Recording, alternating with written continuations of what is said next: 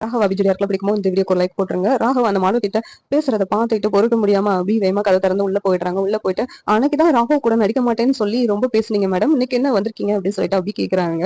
அதெல்லாம் நான் தப்புன்னு இப்பதான் தெரிஞ்சுக்கிட்டேன் மேடம். அதாவது நீங்க 2 பேரும் சேர்ந்து ஒரு ஆட் ஃபிலிம் நடிச்சிருந்தீங்களா, அதை நான் பார்த்தேன்.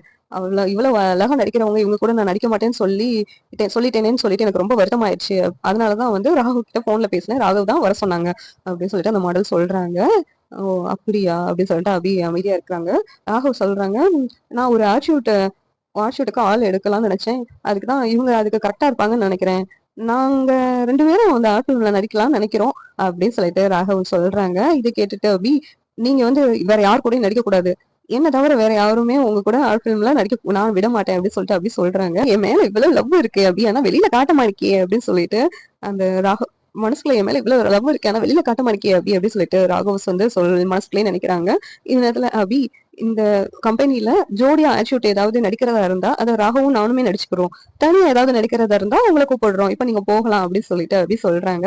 உடனேவும் ராகவ், அதான் மேடமே சொல்லிட்டாங்கல்ல அப்படி அப்பனா வந்து நானு தனியா நடிக்கிற மாதிரி ஏதாவது ஆட் இருந்துச்சுன்னா உங்களை கண்டிப்பா கூப்பிடுறேன் அப்படி சொல்ற ராகவ் சொல்றாங்க.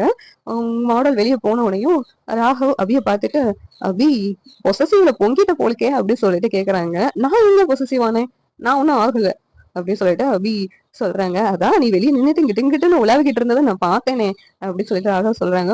உடனே அபி ராகவ் பார்த்து சிரிக்கிறாங்க.